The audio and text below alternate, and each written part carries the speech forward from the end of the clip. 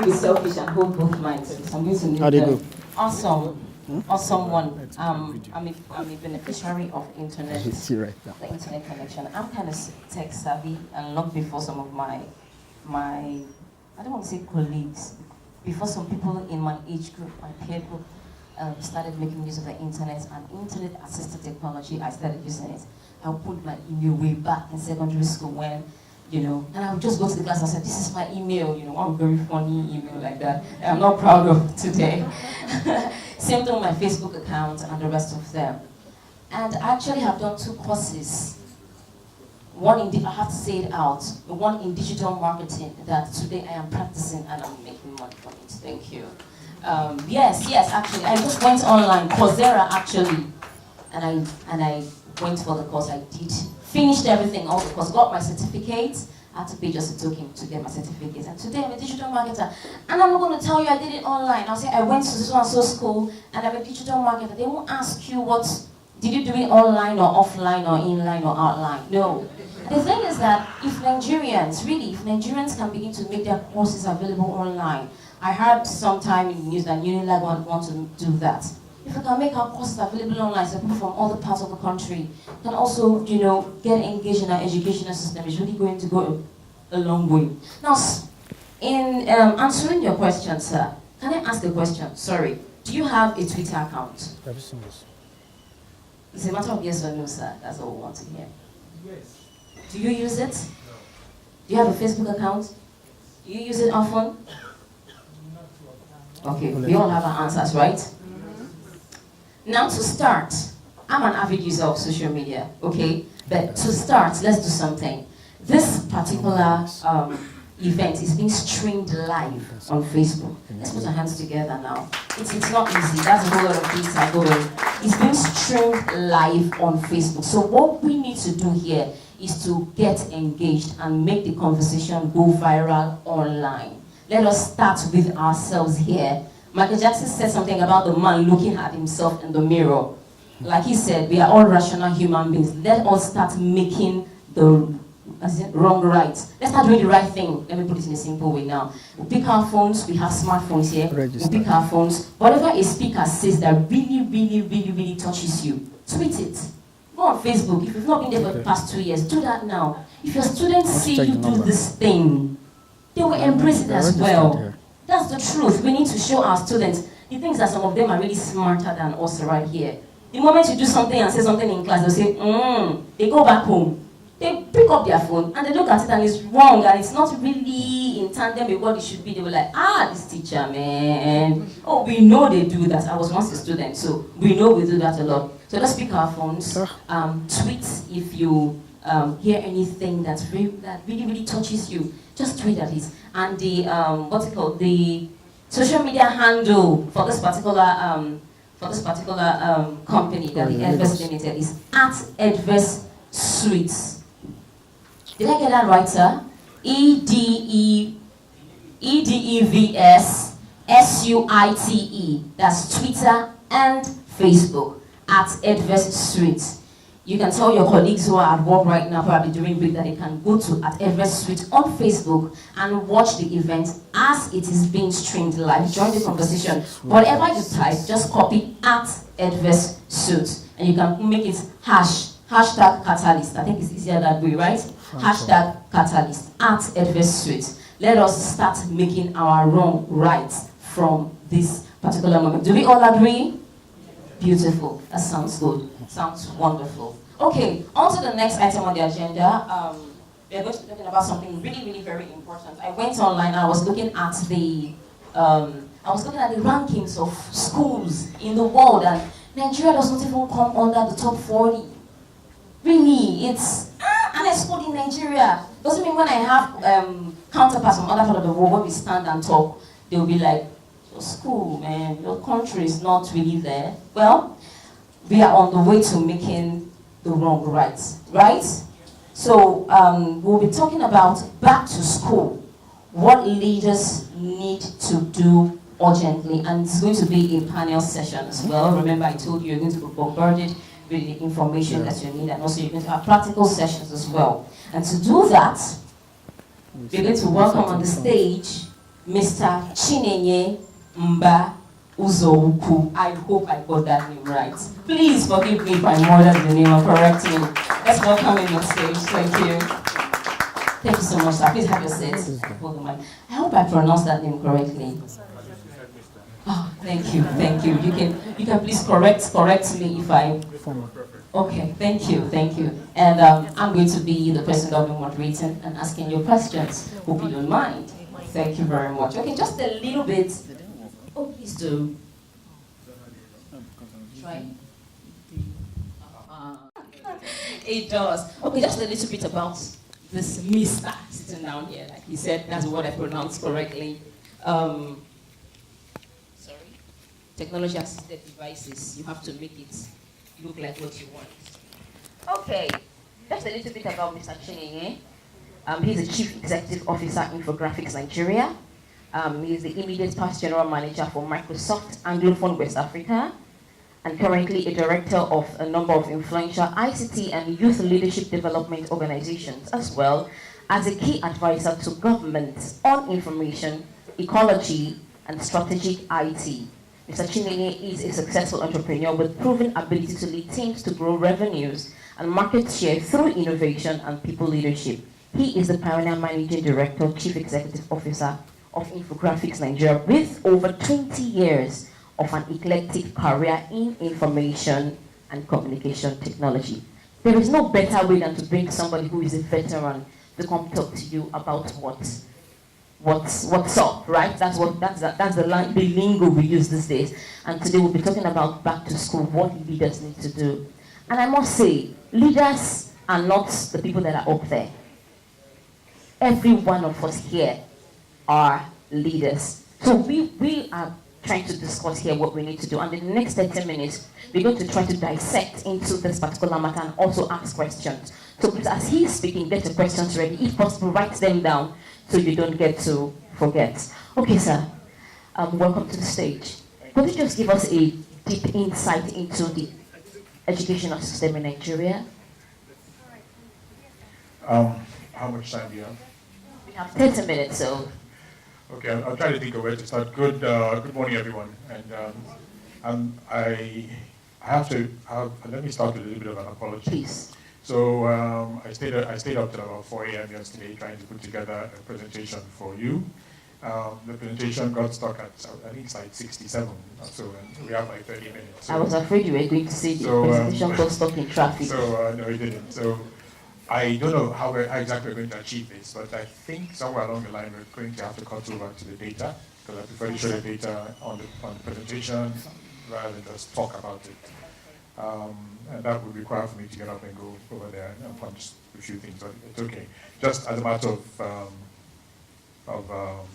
by way of introduction and to correct a few things, I am not the immediate past job. I think that came from an old profile. I left Microsoft about eight years ago, something like that. Oh, and, awesome. Yeah, the greatest part about the time is that I've spent almost all that time in education. And I've been to almost every part of Nigeria, as well as other countries outside of Nigeria, trying to, I can take that to my mouth. Oh, this is I'm just kidding, I'll hold it better this time. I think it's better, you can hear me well. Okay, great. So, what can we say about education and the state of education that you don't already know?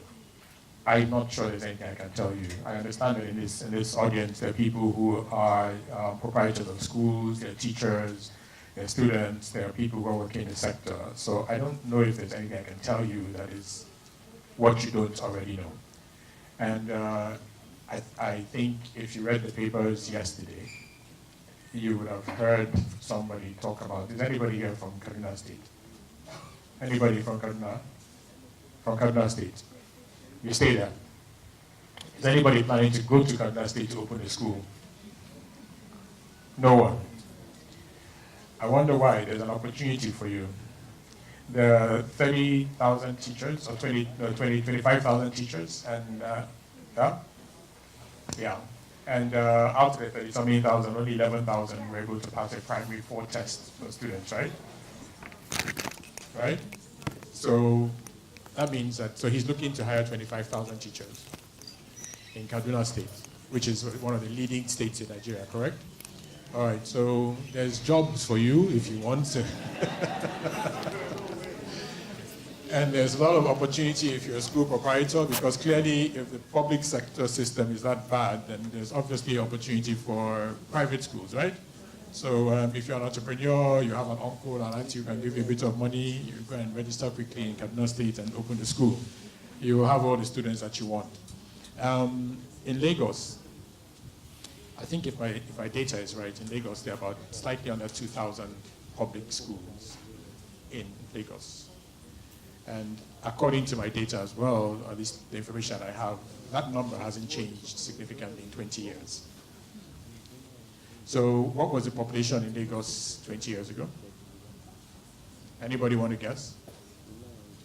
All right, so probably, and I think this is right, where the slide.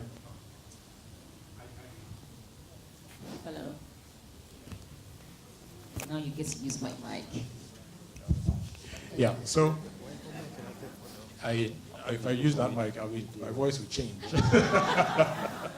And then they'll add my voice to my name and they say, something is wrong here.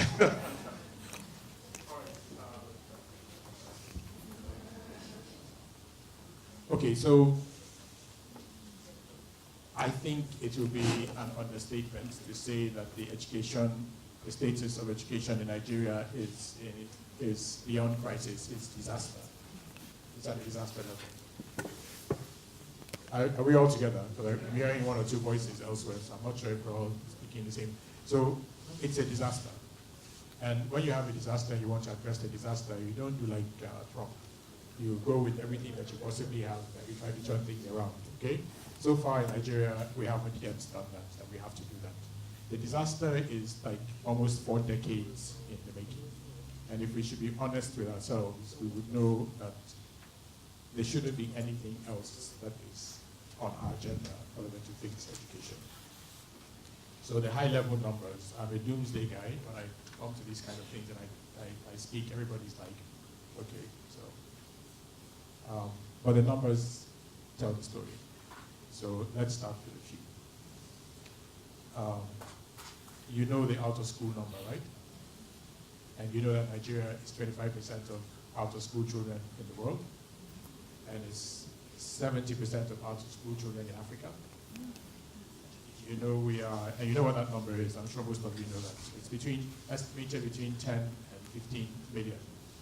Now, I don't know if those numbers are correct, because as far back as 1989, that figure was 10 million out of school.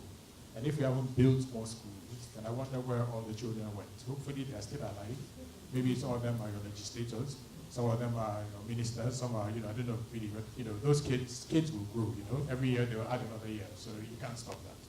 You know as well that in the past 30 years, I don't think JAMB has admitted since its inception more than 15% of the applicants. So every year, JAMB admits about 15% of its applicants, right? So that comes to last year, or this year, I think it's going to come to about 400,000. So essentially what it means is that 85% of the applicants over the past 35 years have not gotten admission on first try. So 85% means that those 85% come back the next year to take the JAMB again, and so on and so forth. So over 35 years, that number tends to build, right? So how many universities in Nigeria? 126 or 130 universities. The total enrollment of all the universities in Nigeria is hovering around 1.6 to 1.7 million. So that means that 1% of our population is currently enrolled in university. I'm not talking about graduating. I mean, the total carrying capacity of your 130 universities is about 1% of your population. And that means that it is this 1% that we expect to run things in Nigeria, because they're the only ones who have gone to a university and collected a degree. We know that we graduate about 300,000 people a year from universities, and we know that one province in China, called the Haodong province in China, graduates 450,000 graduates in business studies alone. We know that the JAMB admission cutoff this year is somewhere in the region of 20%. What we have not accepted is that for the past 40 years, the cutoff has always hovered between 20 and 50%. In fact, most people who take JAM score below 200, which is 50% of the score. And these are the people who we take into our universities. And they are in this room. I mean, including me. I took JAM. Right? So, what does that mean when you have a country that admits people into universities who have scored between 20 and 50%? If 85% of the people admitted into university year one actually scored below 50%, then it means that, I mean, you wouldn't do that in your school, would you? Would you, those of you who are in private school, would you take somebody who did 40%, 30%, and move the person to the next grade? But in Nigeria, we do it as a matter of fact. Now, if you say no, there'll be riots in the streets. The children would insist that they must go to school, the lecturers will go on strike, everybody will be in trouble, politicians will be upside down. So we just keep admitting. But what you do is that you take that number, you contrast it to WAEC. So in WAEC, for the past 35 years, WAEC has the number of students who have taken WAEC and NECO exams, with a slight glitch every now and then, over the past 30 years, has been students with 5 credits, including math and English, has been below 25%. Those who have gotten 5 credits, right, including math and English, has been below 25% for the past 30 years. So something is wrong in the system. But we know, I mean, looking at the faces here, it's clear that we're all brilliant. Aren't we? We aren't? We're all brilliant people. But something is wrong somewhere in the system. So there's a difference between scholastic achievement and your intelligence, and by extension, your potential as a person. So if our system is failing in terms of how people are doing against standardized tests, it doesn't mean that our people are unintelligent. Now, what happens is that all the people who you hear about have to leave Nigeria in order to reach their full potential. So once you step out of Nigeria, you go to Ghana, you go to South Africa, you go to the US, you go to the UK, you keep hearing stories. Nigerians are the most educated immigrant population in the United States of America. The average family, Nigerian family that has emigrated to the US will have at least, all the children would have had a college degree, and at least 2 out of a family of 4 would have a master's degree. And this is, in other words, Nigerians are even more educated in terms of scholastic achievement in the US than the Asians we talk about. So what is it about that makes it possible for you to take a seed and plant in a different soil, and it develops into a beautiful flower? But you have the seed planted in soil here, and every day you're looking at it, and you're pouring water, and you're kicking stones, and you're wondering what's going on. So as teachers, this is what we do every day. We go into classrooms, and we interact with people who are filled with potential, who were born with potential, and who have a right to be the best that they can possibly be. And we fight the system that makes it impossible for them to actually achieve. And there's more data. So there are 40 million children approximately in schools every morning. They wake up, they go to school. If we have 40 children per class, how many classrooms do we need? 1 million. Do you see us building 1 million classrooms?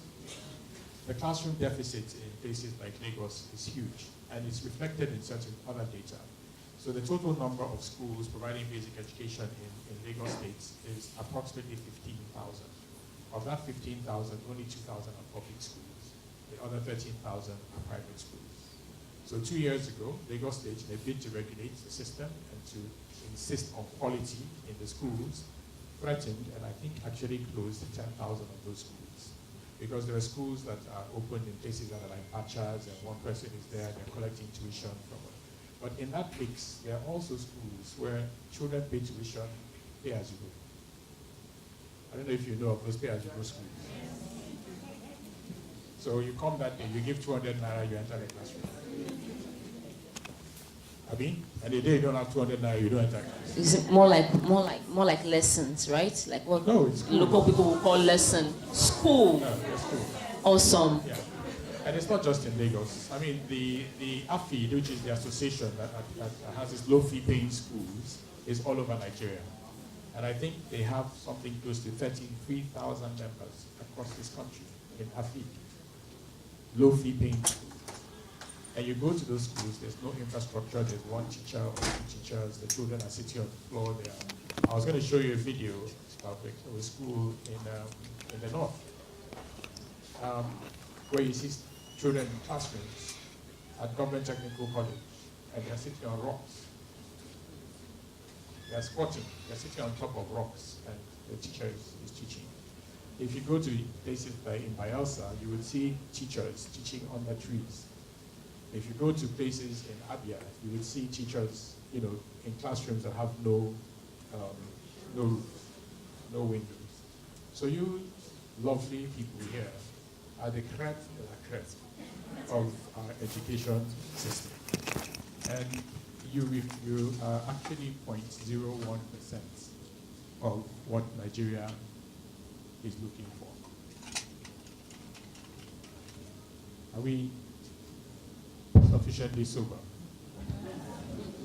I thought I was going to see a few people crying. So obviously you know this story, because I cry every time I go out into the field and I see these things. And I come back and I say, be strong. And then I go out again and I start crying and stuff. And we haven't even talked about what's happening in the Northeast. You have to understand that disaster and see how it feeds back into education to really appreciate the work that needs to be done in this country. I mean, there are about 1.2 to 1.6 million displaced people in the north. They are living partially in camps, where the most vulnerable are the women and the girl children. They are being raped, and nobody knows. In some of those places, they are fed once in 2 days. In many places, they are constantly on the run. And you're talking about education. And every day that passes, they add one more day. They don't stand still at the age 10 and wait for me to get things right. They grow. And the child goes from 10 and one day is 14 years old. And I spent 4 years, 6 years. The Boko Haram situation is about 8 years now. So that means that these 8 years that the North has been devastated, these children have not had an education, but they have gotten older. So what happens to them? They're severely traumatized. They've been on the run. The family system has broken down. They're living in camps. They are malnourished. They are constantly under threat by people who have power and authority. But they are children who are entitled to education. Wow. So when we sit in Lagos and it's air-conditioned rooms and we have these conversations and we're all looking nice and fine, we have to think about the situation in Bayelsa, where there are places you can't get to unless you go by boat. We did training for 12,000 teachers across River States. We had to go in canoes to some communities with generators and computers to go and teach the teachers. There are places in Cross River that take you 8 hours within the states to get to. There are places where there is no road. You stop at some point and you get onto a bike and you move in. This country is not a country that is a small place like Finland, which we like to talk about, 3 million, whatever. It's a country of 180 million, dangerously intelligent and aggressive people. I mean, they are. Who are desperate to move on and resilient and insistent that something must happen. But when you take all that energy and you fail to channel it, educate it and channel it, and you lead to the kind of situation that we have today. Awesome. Okay, speaking of... I've done about an hour now. Yes, no, it's not, no, you've not done up to an hour. It's actually good seeing everybody, even me, it's like, when the proverbial, when they poured cold water on your body, that's the situation right now. It's like you're just, I read the news, I watched it even until times on NTA, the deplorable state of our classrooms in some of the northern and southeastern parts of Nigeria. It's something that really we should do something about. Now, speaking of Finland, I know they have a lesser population and the rest of them. I believe there are some models that you can take and see if you can adapt it to your own system to see if it works. Now, what can we learn? Leaders in Nigeria, teachers, school owners, administrators, what can we learn from the Finland's system of education and adapt to the Nigerian system of education so it can work? We just want it to work. These figures are alarming. We can't keep this up. We can't go on like this. So what can we learn and use from this? First of all, I should correct you to say that we can, that we have been going on with this for 40 years and more. So don't say we can't, we will. We appear to want to continue that way. Okay. So what you say is that we shouldn't. We shouldn't. If you say we should not, then we have a different discussion. But if it's whether we can, I think we are proving that we can. Population is a very small country. Nigeria, by the year 2050, Nigeria is going to be the third largest country in the world. So we'll have about 350 million people who are oppressing all of Africa and everywhere else where they land. So they go to Johannesburg, they oppress them. They go to Accra, they oppress them. So wherever you go, you're like, so you can imagine 350 million Nigerians. The world needs to contain us in this place, otherwise there'll be problems somewhere. So you can't take the model for a 3 million and try and apply it to, 200 million. Exactly. There's some things that you can have. Second thing that was striking is it's a very stable society politically. So when we look at Finland today is not the outcome. That result that you see is not the result of a day's journey.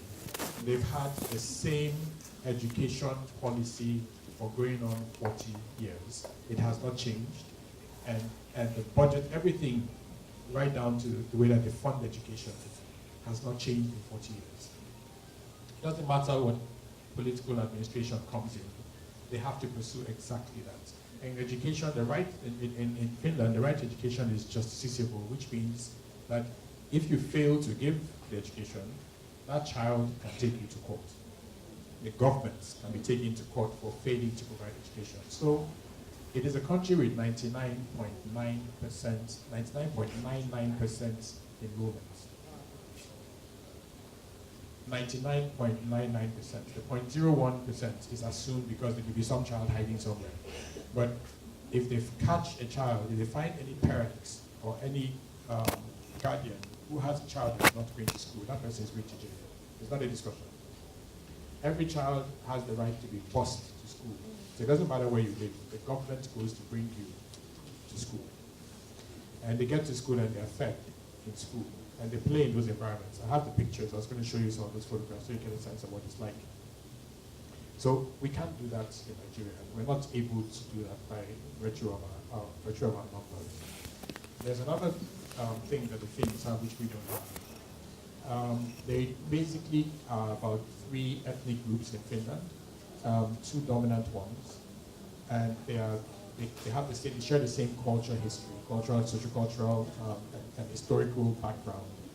So it's easier to achieve certain consensus around what you want to do than it is in Nigeria.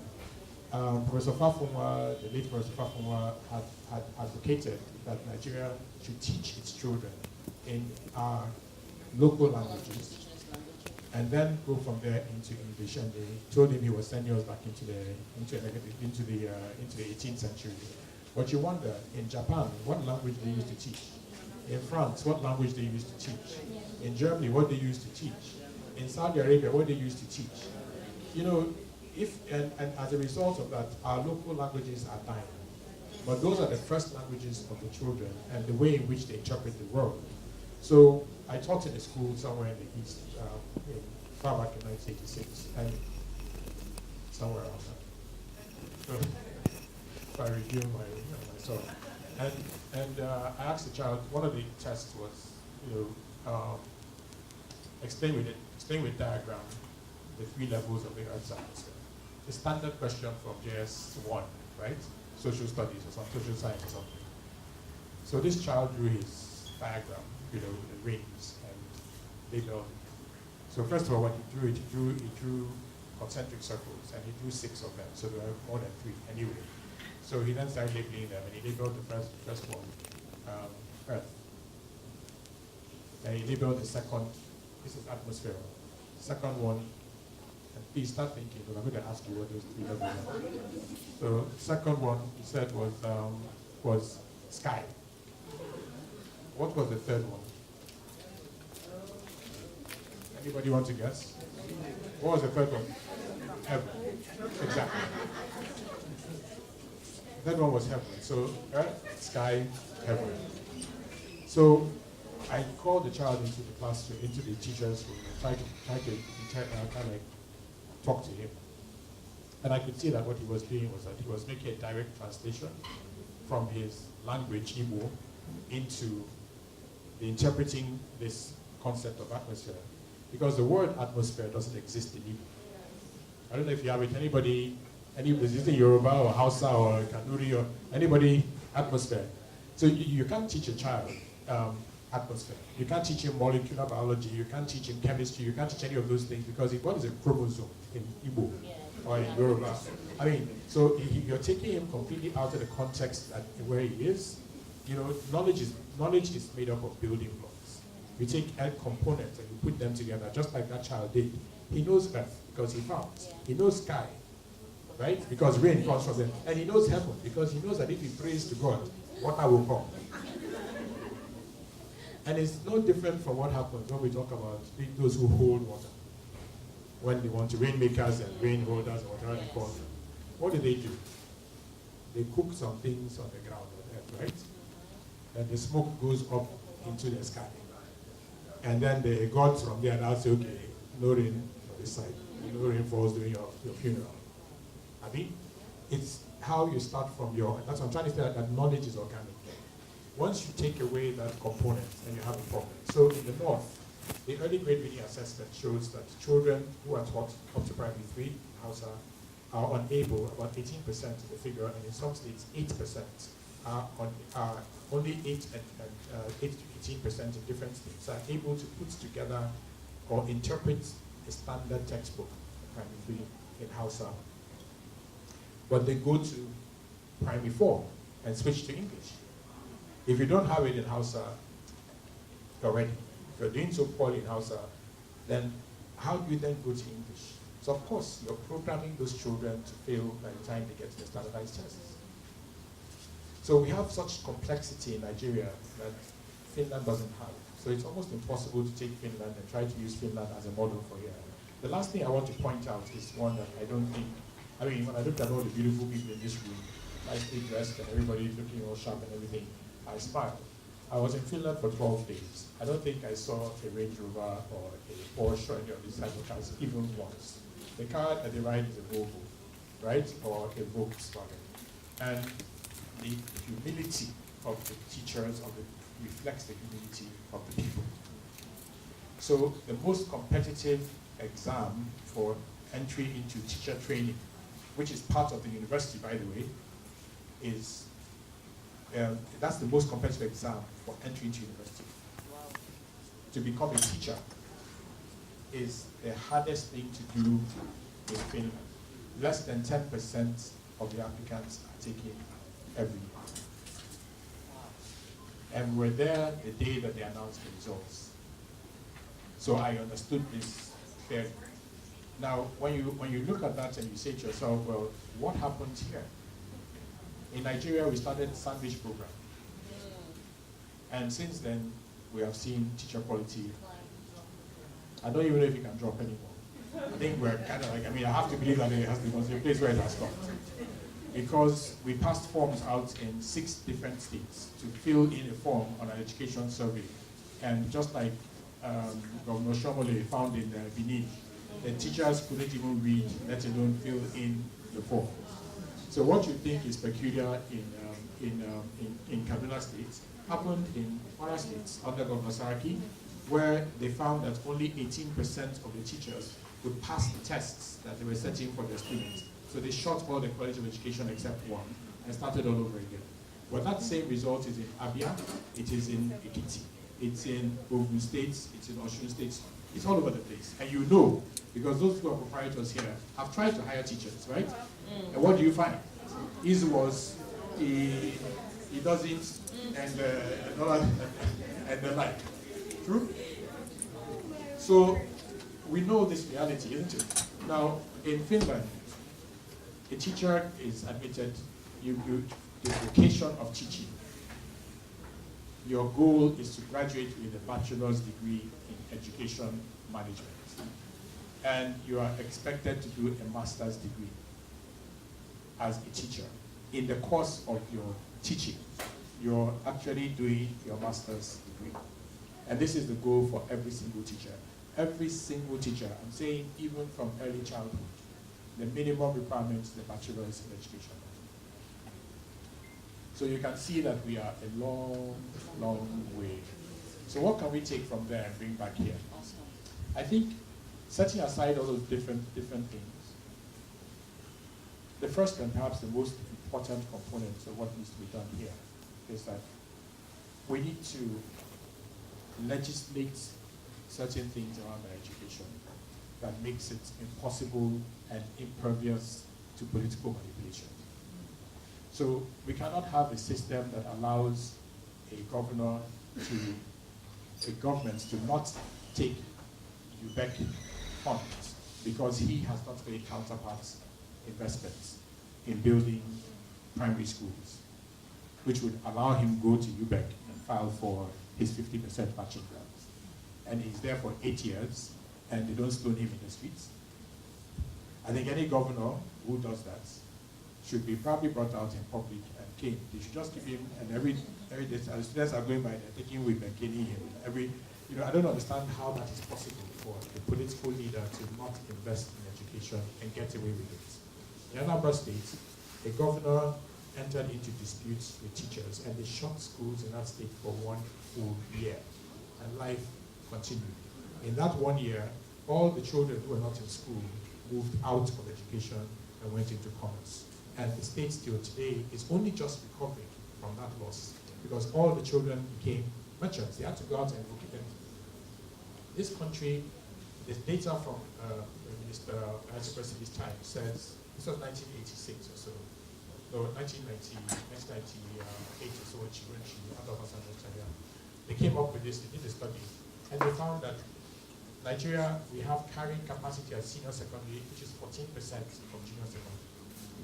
So what it means is that if you have 1 million children in junior secondary across the country, the actual figure is 10 million, only 14% will go into senior secondary. So 86% will fall out. Where did they fall to? They're supposed to go to Tibet, but there is no Tibet in Nigeria. So every year, we push 86% of our children at JS3, out of JS3, and into that. Sorry to cut you short, sir. Better. I mean, the revelation is just alarming. Now, we've seen what the problems are. What can we as proprietors, school administrators and proprietors, do to help our teachers get trained better, to train better students so we can make better cultural marks and jam for the rest of them? So I started by saying, that we need to legislate certain things, right? And make those things justiciable so that the political leadership doesn't have that room to maneuver, right? You cannot take teachers' salaries, not pay the teachers, and be building a house for yourself and say you have security zones. There's certain things that must be made impossible. And that has to be done on legislation, on legislation. The legislation must lead to a situation where the state itself and the federal government itself establishes the equivalent of a sovereign wealth fund that is dedicated to education and education alone, not tax. A percentage of our savings must go to education as a fixed sum, and that money can only be appropriated by the legislature. That's the only way. You must do these things at the federal and the state level to secure the funding that you need to drive the commitment that will be inside your policy. The second leg of that would be also legislation that creates a PPP framework. So in Lagos, with its millions of schools, its 15,000 schools and all that sort of stuff, how many teacher training colleges are there in Lagos that are functional? How many? There's one. So how can one factory, you have only one factory producing teachers, and it's supposed to provide enough people, enough trained teachers for the entire education system, private and public. So where do the private proprietors hire their teachers from? They go and they pick the best from the public sector, right? Isn't it? You pick from the public sector. Oh, you don't, huh? All right. So where did they get them from? Yeah, so you pick them from where? Which college of education?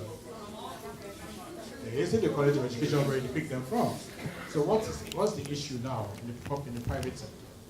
Fees are being driven higher and higher and higher because teachers are moving like bankers. They do 1 year here, they move to another. They do 1 year, move to another, and they keep adding more and more money. Not that the quality of the teachers is increasing, it's not that the quantum is increasing, it's just the same people moving from one step to another. Before you know it, in 6 years, the person is, I'm a principal and I'm the proprietor.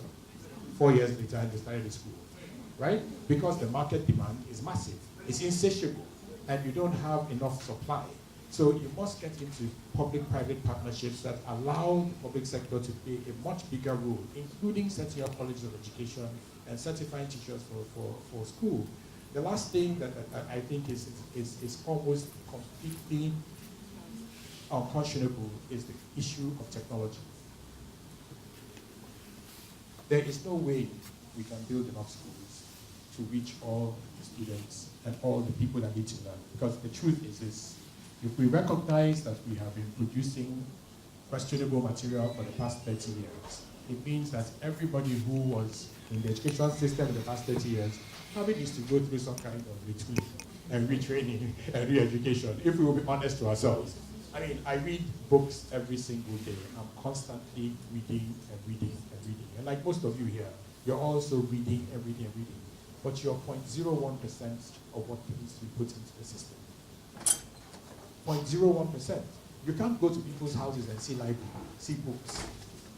The parents are not reading. The children themselves are not reading. So how can the parents, if the parents are not reading, how can the children read? Who is buying the books?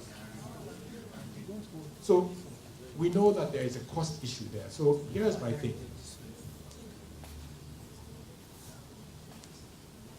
With the right approach towards technology, every child can be in school all the time, at his own pace, studying what he wants to study, creating, imagining, and building 21st century competencies that will allow that child to become effective in the workplace or as an entrepreneur. But you can't do that in our schools because we just don't have the teachers and we just don't have the physical space. So rather than write off children, rather than leave them to themselves, what we need to commit to is a massive deployment of technology. We should be talking about it. It should just be done. It has to be done in such a way that as we're sitting in this room, you're studying a course, you're on Coursera, or you're on YouTube or something. They spend so much time on YouTube on their phones looking at that video. Supposing that was a French lesson, and they were able to learn French. Supposing there was something on mathematics, and they were able to play that thing over and over and over again. Because you go to these schools, you have one teacher, he's teaching 8 courses, 8 subjects. Of course, the only people in the front are the ones that answer questions. What is what I say, teacher? That gentleman at the back there never stands up. After some time, it becomes the one that they call them Olodo or something. So they don't, when he raises his hand, like the teacher will say, please, this man, can you please answer? He avoids him. The teaching system even forces the teacher to only focus on those who are achieving. Because what happens is that the teacher is graded, and the school is graded, and the principal is graded on the number of pass. So what they do is, you score 20, they say, let's give them some marks. They give them 20 marks to get them over. How many marks do we need to get them over so we can score 60% and report to the state school board that we have passed our children have passed? So you cannot rely on the existing bricks and mortar system. We need to take the power and give it the opportunity and the capacity and give it directly to the children who want to learn. Because every child, I have never in my life seen a child that doesn't want to learn. Is there any mother here who has not had a 1-year-old seizing her phone and talking? Is there any child that you have not seen doesn't know how to hold the phone to his ear at the age of 2? who doesn't know how to send text message by the age of 3, or who you give a device, he will not be able to play a game, figure it out how to play the game. No instruction manual. Why are we doing this to ourselves? I would much rather that a child is exposed to learning online, 100% accurate, 100% available, 100% replayable, 100% for him to test and test and test himself, and do so in the privacy without people pointing to and say, oh boy, you're dumb. I would much rather that the child has that than that the government spends the 12 billion that they spend every year in some states printing textbooks. Wow. The answer and the fastest way to prevent them or turn themselves around. And it is only with technology that you can actually put in the 21st century level. These children are digital natives. They were born, in my time, we used to book for the call from PNT. When you book the call, after your father would say that you know the phone is going to ring at 2 o'clock on Tuesday. If the thing does ring, God help you if you touch that phone. Because if you pick it and you wait for a dial tone, and the dial tone doesn't come, and you drop it, you're finished. Because you have to queue for a call again for another 1 week, Abby. But these children are born digital. They are born in an environment where this is what they're inside it, they're already inside it. So we can talk, oh, there's no power, there's no internet, there's no... Honestly, you don't need internet. You do not need internet. We did a project for MTN Foundation. We worked in 58 schools in 12 states. And we took away the VSATs completely. Took away the internet completely. And we created local area networks in each of those schools and ran them for a year. And inside those schools, all the content they needed were offline. And the students could all access it from their own devices in a shared computing environment. So we were literally able to bring down the world and put it in the school. And you can do it tomorrow in your village. On a single thumb drive, you can have more knowledge than all the teachers in your entire local government put together. On a thumb drive. Imagine a child who wakes up every day and is playing with a system that has the entire Encyclopedia Britannica in multimedia. It speaks English, speaks French, he speaks Hausa, he speaks Spanish, he can do math, he can do English, he can do chemistry, he can see a pipette. You know, we've been doing alternative to practical for 40 years. I don't know what that is, but the guy can actually see a video of a brain surgery. You can see a 3D where you're going inside the blood cells, and you can see what is happening inside the human body. That child who goes through that thing at the age of 5 is the child who will wake up and we ask him, what do you want to be? And he wouldn't say bank. He will say, I want to be a brain surgeon. Yes. Because he's experienced it in a manner that only technology can deliver. Wow.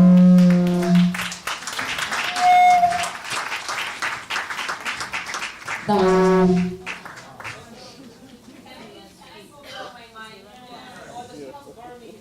was It was a warning to me that my time is over. Something is about to blow up if I don't get up from this stage. So. all right. Thank you very much. That was a nice one, Mr. Chinenye Mba Uzokwu. Thank you so much. Let's put our hands together for him. Please, we have questions. We really don't have so much time. We've all short our time. You can ask him questions during the break on how you can try to advance the lives of the students and the children in your community using technology and the rest of them, please. Thank you so very much for this wonderful session. It's been exciting. It's been revelational and really